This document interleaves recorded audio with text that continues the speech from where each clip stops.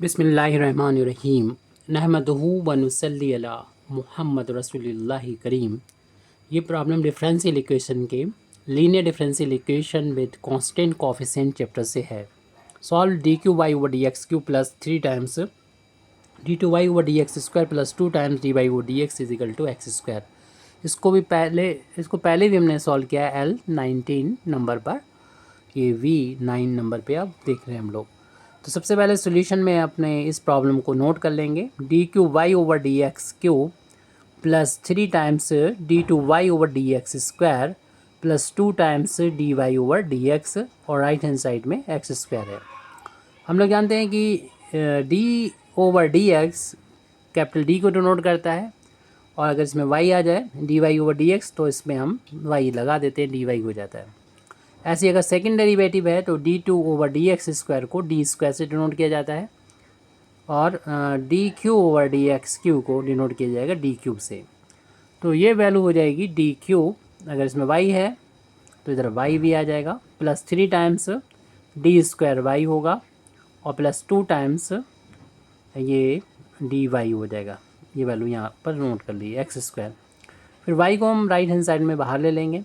ध्यान रहे कि इसको लेफ्ट हैंड साइड में बाहर नहीं ले सकते डी क्यू, क्योंकि ये ऑपरेटर हैं 3d स्क्वायर प्लस 2d, ये बचेगा वो ऑपरेटर है, और एक्स स्क्वायर ये यानी सिंपल सा मल्टीप्लिकेशन नहीं है, तो ये ऑपरेटर y पर ऑपरेट होगा तो हमें ये मिल जाएगा, यानी अपनी प्रॉब्लम थी वो मिल जाएगी। इसको हमें सॉल्व करना है तो इसके दो पार्ट होंगे, यानी ये कोफिशिएंट हम देख रहे हैं, अभी बोला था हमने ये प्रॉब्लम है linear differential equation with constant coefficient, यानी यहाँ पर जो डेरिवेटिव है उनके कोफिशिएंट कांस्टेंट है, 1 है 3 है 2 है, यानी 1 3 2 है कांस्टेंट कोफिशिएंट, कोई वेरिएबल लेंगे यहाँ पर x नहीं आ रहा है।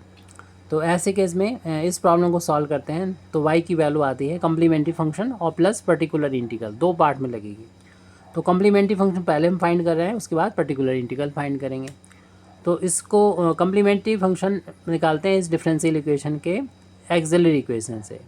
तो इट्स एक्सिलरी इक्वेशन, इसकी एक्सिलरी इक्वेशन लिखने का तरीका होता है कि y का जो कोफिशिएंट है, जो d का फंक्शन है, उसमें आप जहाँ पर भी d नज़र आ रहा है वहाँ पर m पुट कर दीजिए, तो m क्यू प्लस का 3m स्क्वायर और प्लस का 2m आ जाएगा, राइट हैंड साइड में 0 रख दीजिए और m की वैल्यू यहाँ से फाइंड कर लेंगे, और m की वैल्यू से फिर हम कम्प्लीमेंट्री फंक्शन लिख सकेंगे। सबसे पहले तो इसे फैक्टर करेंगे, और फैक्टर में सबसे पहले हम m कॉमन लेंगे, पहले कॉमन लिया जाता है फैक्टर में, तो ये हो जाएगा m स्क्वायर और प्लस का 3m की दो पावर में से एक पावर कम हो गई, एक बचेगी और इसमें m बाहर निकल गया तो 2 बचेगा, राइट हैंड साइड में 0। यहाँ पर एक क्वाड्रेटिक इक्वेशन एक्सप्रेशन आ चुका है दो पावर में, तो उसको मिडिल टर्म स्प्लिटिंग से सॉल्व कर सकते हैं, क्योंकि हम देख रहे हैं कि 2 को लिखा जा सकता है 2 इंटू 1, और 2 और 1 को ऐड करेंगे तो 3 आ रहा है, प्लस का आ रहा है तो दोनों ही प्लस को करना पड़ेंगे, तो हमें 3 मिल जाएगा। तो मिडिल टर्म को स्प्लिट करना है, यानी फर्स्ट टर्म को ऐसे लिखना है, लास्ट टर्म ऐसे लिखना है 2। जो मिडिल वाला टर्म है इसको दो पार्ट में बांट लेंगे, 3m लाना है तो 2m कर लेंगे और 1m कर लेंगे। तो यहाँ पर 2m कर लीजिए और 1m कर लीजिए, या सिर्फ m लिख सकते हैं, कोई प्रॉब्लम नहीं है यहाँ पर।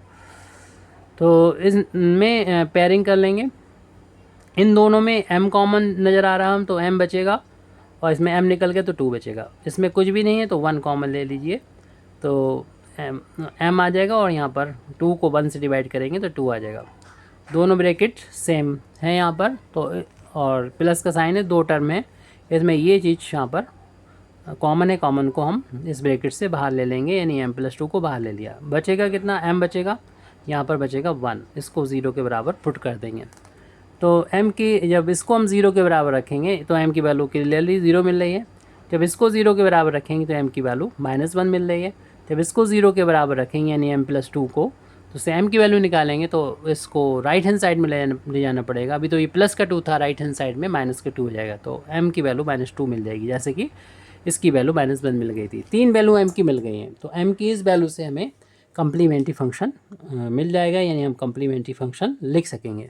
तो कम्प्लीमेंट्री फंक्शन होता है c1 लिखेंगे और e की पावर में m की ये वैल्यू डाल के उसमें इंडिपेंडेंट वेरिएबल जो x था वो उससे मल्टीप्लाई कर देंगे, प्लस c2 e की पावर m की वैल्यू लिखेंगे, उसमें x से मल्टीप्लाई कर देंगे, इंडिपेंडेंट वेरिएबल था वाई डिपेंडेंट वेरिएबल है और एक्स इंडिपेंडेंट वेरिएबल है अपनी प्रॉब्लम में।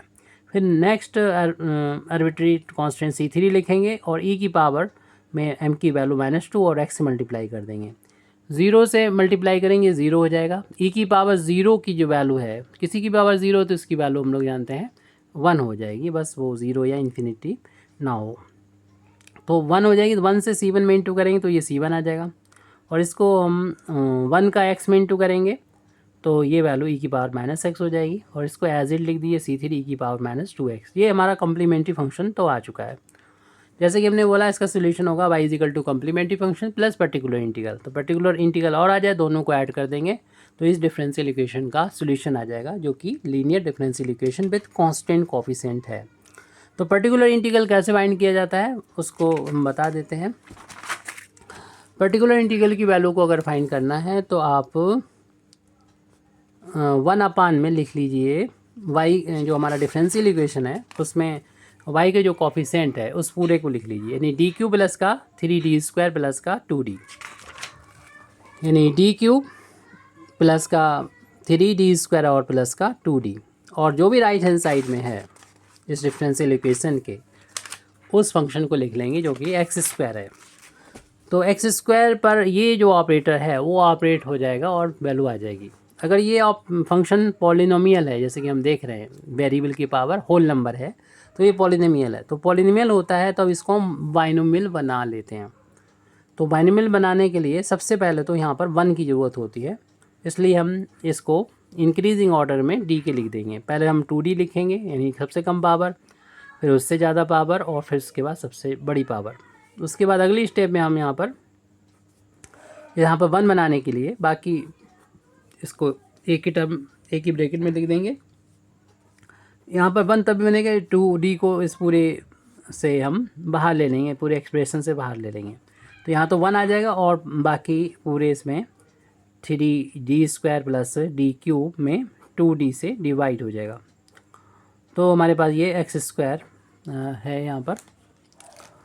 तो 1/2d तो आप अलग कर लीजिए और यहाँ पर d को दोनों के नीचे ऑपरेट करेंगे, जब मतलब लेके आएंगे इसको हम ऊपर ले जा रहे हैं। अभी पावर 1 है, जब न्यूमरेटर में ले जाएगी तो पावर जो होगी वो -1 हो जाएगी। x² अपनी जगह पर है, इसको हम न्यूमरेटर पे ले गए।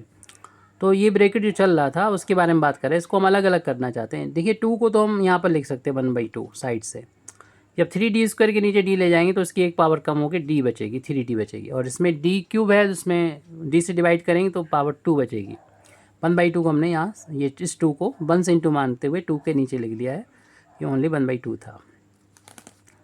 तो इसे और हम चाहे 2 को इसके नीचे टोटल के लगा के देख लेते हैं 2d, तो मैं थोड़ा सा सिंपल लगेगा 1 प्लस 3d प्लस d² के अपान में 2 लिख दीजिए और होल पावर -1 है और बाइनोमियल एक्सप्रेशन लगा देंगे। ये पर्टिकुलर इंटीग्रल की वैल्यू के बराबर चल रहा है। बाइनोमियल थ्योरम यहाँ पे लगाएंगे, वो होता है 1 प्लस x की पावर। जब पावर कोई भी निगेटिव या कोई फ्रैक्शनल वैल्यू होती है तब उसके लिए ये वाला बाइनोमियल थ्योरम लगती है। वैसे तो पॉजिटिव नंबर के लिए, होल नंबर के लिए या फिर कहना चाहिए पॉजिटिव इंटीजर के लिए अलग होती है, ये n इंडेक्स के लिए बाइनोमियल थ्योरम होती है। 1 प्लस nx अपन फैक्टोरियल 1 कर सकते हैं आप, n-1 अपन फैक्टोरियल 2, यहाँ तो लिखना ही पड़ेगा हमें x² प्लस एंड सोन, और भी पावर होती है और ये नंबर ऑफ टर्म इसमें इनफाइनाइट होते हैं, तो हम बस 3 टर्म दिखा दे रहे हैं। जैसी ज़रूरत पड़ेगी वैसे हम यहाँ पर अपना यूज़ करेंगे। ये वैल्यू पर्टिकुलर इंटीग्रल के बराबर चल रही तो उसको लिखेंगे। ये 1/2d है, उसको नोट किया हमने। अब इसमें ये अप्लाई करेंगे तो x की जगह हम देख रहे हैं कि हमारा ये पूरा ब्रैकेट है और n की जगह पर -1 है। जब इसको हम अप्लाई करेंगे तो वैल्यू हो जाएगी ये 1 प्लस n की वैल्यू -1 और x की जगह पर हम ये रख देंगे 3d प्लस d² अपान में 2। फिर उसके बाद यहाँ पर हम ये अप्लाई करेंगे n की जगह पर -1, फिर n-1 अपान में फैक्टोरियल 2 और फिर x² का मतलब ये पूरी जो वैल्यू है 3d और प्लस d² अपान 2 का होल आप स्क्वायर कर दें, यानी x² का x की जगह पर ये था x² हो गया, प्लस एंड सो ऑन इसमें भी इन्फिनिटी करके लिख दिया जाएगा और लास्ट में x² पर ये पूरा ऑपरेटर ऑपरेट हो रहा है, ये पूरा ऑपरेटर है। इसे सॉल्व कर लेंगे और ज़्यादा हमें पावर की ज़रूरत पड़ेगी नहीं, क्योंकि आपको भी पता चल जाएगा ऐसा क्यों है। तो ये प्लस माइनस इंटू माइनस हो जाएगा और इस 2 को भी हम इसके नीचे लिख देंगे, यानी 1/2 हो जाएगा। ये 3d और प्लस का d स्क्वायर सिर्फ बचा हुआ है। ऊपर देखिए यहाँ पर ये -1 है और ये -1 माइनस का 2 हो जाएगा। अपान फैक्टोरियल 2 को हम लिख सकते हैं 1 इंटू 2 लिख सकते हैं। और इसका हम होल ऑफ स्क्वायर जैसे ओपन करेंगे तो न्यूमरेटर का भी स्क्वायर हो जाएगा 3d प्लस d स्क्वायर का भी स्क्वायर हो जाएगा और डिनोमिनेटर में 2 का स्क्वायर 4 हो जाएगा। और प्लस एंड सो ऑन और भी टर्म होंगे और लास्ट में हम यहाँ पर ब्रैकेट एंड सो ऑन करने के बाद ये एक्स स्क्वायर चल रहे थे जो ऑपरेटर फंक्शन वो लिख देंगे, जो ये ऑपरेटर पूरा एक्स स्क्वायर पर ऑपरेट हो रहा है। ये वैल्यू जो चल रही है वो पर्टिकुलर इंटीग्रल के बराबर है। तो particular integral is equal to 1/2d को लिख दिया हमने।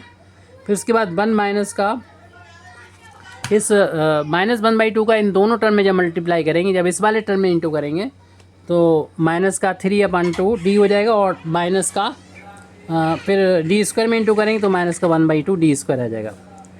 फिर देखिए यहाँ पर ये 2 से 2 कैंसिल हो जाएगा और माइनस माइनस का इंटू प्लस हो जाएगा, तो ये सिर्फ 1 बन जाएगा। 1 का इसमें इंटू होगा तो यही आ जाएगा। तो अपान में 4 लिखेंगे और 1/4 करके लिख देंगे, इसका होल ऑफ स्क्वायर कर देंगे। तो पहला नंबर हमारा ये है, पहले तो प्लस का साइन लगा देंगे और 1/4 लिख देंगे और उसके बाद होल ऑफ स्क्वायर 3d का स्क्वायर करेंगे तो 9d स्क्वायर हो जाएगा। फिर अगला d के बाद दूसरे नंबर का स्क्वायर करेंगे, d के बाद 4 हो जाएगा। दोनों के इंटू का ट्वाइस करेंगे यानी 2 इंटू 3d और d स्क्वायर का मल्टीप्लाई कर दिया, प्लस एंड सो ऑन कर देंगे और लास्ट में एक्स स्क्वायर लिख देंगे। आगे ज़रूरत इसलिए नहीं पड़ेगी क्योंकि इनमें भी आप देखेंगे कि हमें सिर्फ इसकी ज़रूरत पड़ेगी क्योंकि ये हमारी पावर 2 है और इसको 2 बार अगर डिफ्रेंसिएशन करेंगे कांस्टेंट हो जाएगा, 3 बार करेंगे तो 0 हो जाएगा, 4 बार में भी 0 हो जाएगा। बाकी पावर ज़्यादा ही मिलेगी क्योंकि इसकी पावर आप जैसे कि 2 लिखी है तो अगले 12 टर्म लिखेंगे तो पावर 3 होगी और 3 जब तो उसमें कम से कम जो पावर आएगी वो d³ आएगा। 3 बार डिफ्रेंसिएशन अगर एक्स स्क्वायर का करेंगे तो 0 आ जाएगा, इसलिए वो टर्म हमने छोड़ दिए हैं क्योंकि उनसे डिफ्रेंसिएशन 0 आ जाएगा। तो 1/2d शुरू में चल रहा है, ऐसे लिखते रहिए और जो जिसकी ज़रूरत होगी उन्हीं टर्म को यहाँ पर हम लिख रहे हैं। 1-2 ज़्यादा हो गए। 1/2d स्क्वायर ये नोट करने के बाद हम इस ब्रैकेट को ओपन करेंगे। 1/4 का इसमें इंटू भी करते जाएंगे तो प्लस का ये हो जाएगा 9/4 हो जाएगा d स्क्वायर। और जब ये देखिए इस वाले टर्म को पहले लिख देंगे, ये d³ वाला टर्म हो जाएगा 6/4 प्लस का 6/4 और ये d³ हो जाएगा और यहाँ पर इसमें लिखेंगे तो प्लस 1/4 d की power 4 plus and so on और भी टर्म होंगे इनफाइनाइट तक, लेकिन वो सब बेकार जाएंगे क्योंकि सब 0 हो जाएंगे। ये d स्क्वायर वाले जो कॉफिशिएंट है कलेक्ट कर लीजिए, यही काम के हैं 2d 1/2d 1 माइनस का 3/2d और ये d स्क्वायर के कॉफिशिएंट को एक ब्रैकेट बंद कर देंगे जो कि माइनस का 1/2 है और प्लस का 9/4 है। d स्क्वायर इनमें से कॉमन ले लिया हमने और d की पावर 3 का और भी टर्म होंगे, हमें उसकी ज़रूरत नहीं। फिलहाल ये टर्म पर भी अगर एक्स स्क्वायर अप्लाई करेंगे तो वो 0 हो जाएगा। फिलहाल अभी हम इसको ऐसे ही लिख देते हैं और अगले स्टेप में तो 0 कर दिया जाएगा और ये और भी टर्म होंगे एंड ऑन करने के बाद लास्ट में एक्स स्क्वायर लिख देंगे। अब हम इसे थोड़ा सा सॉल्व कर लेंगे, बाकी ऑपरेट भी कर देंगे इस पर, यानी एक्स स्क्वायर को हम हर एक टर्म पर ले आएंगे। 1/2d ये एक्स स्क्वायर हो जाएगा 1 पर ऑपरेट होगा जब इसमें, और 3/2d इस पर भी ये भी ऑपरेटर एक्स स्क्वायर पर ऑपरेट हो जाएगा। इसको हम कोफिशिएंट को सॉल्व कर देंगे और d स्क्वायर पर ये ऑपरेट हो जाएगा ये, और इसमें एलसीएम ले लें 4 एलसीएम हो जाएगा और ये जब 2 डिवाइड करेंगे 4 से और 2 आएगा, 2 का ऊपर इंटू करेंगे -1 में 2 आ जाएगा, प्लस ये 4 से 4 डिवाइड करेंगे 1 और 1 का ऊपर 9 में इंटू करेंगे 9, ये आप लोग कर लेते हैं प्लस। और जब हम इस पर ऑपरेट करेंगे d स्क्वायर तो ये 3 बार जब डिफ्रेंसिएशन करेगा d³ एक्स स्क्वायर का तो 0 आ जाएगा। ऐसे 4 बार डिफ्रेंसिएशन 5 बार डिफरेंस सारे के सारे टर्म बाद के 0 हो जाएंगे इनफाइनाइट तक। सिर्फ इसीलिए और जो टर्म है उनको छोड़ दिया था, सिर्फ इतने रखा था 1/2d और ये एक्स स्क्वायर ऐसे लिख देंगे 3/2 और d का मतलब होता है d/dx होता है एक्स स्क्वायर का, यानी हमें एक बार डिफ्रेंसिएशन करना। यहाँ पर कोफिशिएंट ये 7 बचा है 7/4 है और यहाँ पर 2 बार डिफ्रेंसिएशन करना होगा, तो इसे हम ऐसे भी लिख सकते हैं कि d और एक अलग कर दिया, एक d को हमने d/dx लिख दिया। आप डायरेक्ट भी कर सकते हैं, ये हम डिटेल में कर रहे हैं और बाकी सब 0 हो गए तो छोड़ दिया है। तो 1/2d और यहाँ पर एक्स स्क्वायर माइनस 3/2 इसका डिफ्रेंसिएशन आप डायरेक्ट भी यहाँ पर लिख सकते थे, यानी इससे डायरेक्ट यहाँ पर आ सकते थे। एक्स स्क्वायर का डिफ्रेंसिएशन 2x होता है, प्लस 7/4 यहाँ पर इसका एक्स स्क्वायर का डिफ्रेंसिएशन 2x। तो -1/2d एक्स स्क्वायर माइनस ये 2 से 2 कैंसिल कर सकते हैं, 3x बचा हुआ है, प्लस का 7/4 आप चाहें तो इस 2 को बाहर ले सकते हैं, और ये d का मतलब होता है d/dx, और इसमें x को डिफ्रेंशिएट करना है, डायरेक्ट भी आप इसको 1 कर सकते हैं। तो 1/2d एक्स स्क्वायर माइनस का 3x प्लस का ये 4 कैंसिल हो जाएगा 2 से, तो 2 आ जाएगा, यानी 7/2 हो जाएगा। x का x के रिस्पेक्ट में डिफ्रेंशिएशन 1 हो गया। 1/2 को बाहर रखिए, और 1/d जो है यहाँ पर उसको मतलब होता है इंटीग्रेट कर दिया जाएगा इस वैल्यू को, जो भी यहाँ पर है x के रिस्पेक्ट में, 7/2 इसको x के रिस्पेक्ट में डिफ्रेंशिएट करेंगे, और ये 3 अलग अलग टर्म है, तीनों का अलग अलग हम टर्म बाई टर्म इंटीग्रेशन कर देंगे। तो वैल्यू 1/2 को बाहर रखें, एक्स स्क्वायर का इंटीग्रेशन करेंगे तो इस एक पावर बढ़ जाएगी, 2 है तो 3 हो जाएगी, अपान में भी 3 आ जाएगा। जब इसका इंटीग्रेशन करेंगे माइनस बाहर हो जाएगा, -3, एक्स का करेंगे एक पावर है तो इंटीग्रेशन में 2 पावर हो जाएगी, अपान में भी 2 आ जाएगा। यहाँ पर 1 का इंटू मान सकते हैं, 7/2 बाहर हो जाएगा, और 1 का इंटीग्रेशन एक्स के रिस्पेक्ट में एक्स हो जाएगा। तो इसको हमने कर दिया, ये पर्टिकुलर इंटीग्रल की वैल्यू आ गई। अब इसमें एलसीएम ले लें, जो कि 3 और 2 का एलसीएम 6 हो जाएगा, 6 हो जाएगा। अगले स्टेप में यहाँ पर लिख रहे हैं पर्टिकुलर इंटीग्रल के वैल्यू ये चल रही है, यहाँ पर 1/2 बाहर है, और इसमें हमसे बोला था कि 6 से एलसीएम ले लिया। 6 को जब डिवाइड करेंगे 3 से 2 आ जाएगा, 2 का ऊपर जाके मल्टीप्लाई हो जाएगा x³ में, तो 2x³ मिल गया। उसके बाद यहाँ पर 6 डिवाइड होगा 2 से, 3 आ जाएगा, 3 का ऊपर इंटू कर देंगे तो ये 9x हो जाएगा, माइनस का चल रहा था, 9x x था ओनली, और ये x² था। फिर नेक्स्ट यहाँ पर ये x³ ही है यहाँ पर, तो इंटीग्रेट करेंगे तो x³ हो जाएगा ये। चलिए x³ है, ये x³ था, और ये यहाँ पर ये x³ है, ये x² है, पीछे देख लीजिएगा, और दूसरा सोल्यूशन भी कर रखा उसको भी देख लीजिएगा। प्लस का 7/2, तो हम एलसीएम ले रहे हैं, तो एलसीएम 6 को डिवाइड किया 2 से, तो आ गया 3 का ऊपर इंटू कर दिया तो 21 आ जाएगा, ये आ जाएगा प्लस का 21। तो यहाँ पर 9x² है और 21, और यहाँ पर हम लोगों ने 1 का इंटीग्रेशन किया था, तो x आया था, तो वो x भी लिखना था, ये वाला x उसको लिख लें। उसके बाद हम चाहें तो इसमें से x देखें, ब्रैकेट हटा देंगे तो न्यूमरेटर का न्यूमरेटर में और डिनोमिनेटर का डिनोमिनेटर में इंटू हो जाएगा, तो आ जाएगा 2x³ माइनस का 9x² प्लस का 21x, और ये 2 का 6 में इंटू होकर ये 12 आ जाएगा। आप चाहें तो x को यहाँ से कॉमन भी ले सकते हैं, तो हमारे पास बचेगा x², 2 times x² minus 9 times x, और प्लस का 21 अपान में 12 है, ये पर्टिकुलर इंटीग्रल की वैल्यू। अब हम लिख सकते हैं general solution of general solution of the given differential equation. The general solution of given differential equation is, जैसे कि शुरू में बताया था, ये y is equal to complementary function और पर्टिकुलर इंटीग्रल दोनों को ऐड करने पे मिलता है। कम्प्लीमेंट्री फंक्शन क्या था, c1 प्लस का c2 e⁻⁻x और प्लस c3 की बार माइनस का 2x, ये कम्प्लीमेंट्री फंक्शन पहले आया था, उसको हमने यहाँ पर पीछे से देख के लिख दिया है। उसके बाद पर्टिकुलर इंटीग्रल जो आया है इसको ऐसे लिख सकते हैं, यहाँ 1 का इंटू मान सकते हैं, तो इसको लिख देंगे 1/12x, और ये 2x² माइनस 9x और प्लस का 21। इस तरीके से हमारी ये प्रॉब्लम कंप्लीट हो जाती है। Thank you very much Indeed for listening me, व आखिर दावाना अल्हम्दुलिल्लाहि रब्बिल आलमीन।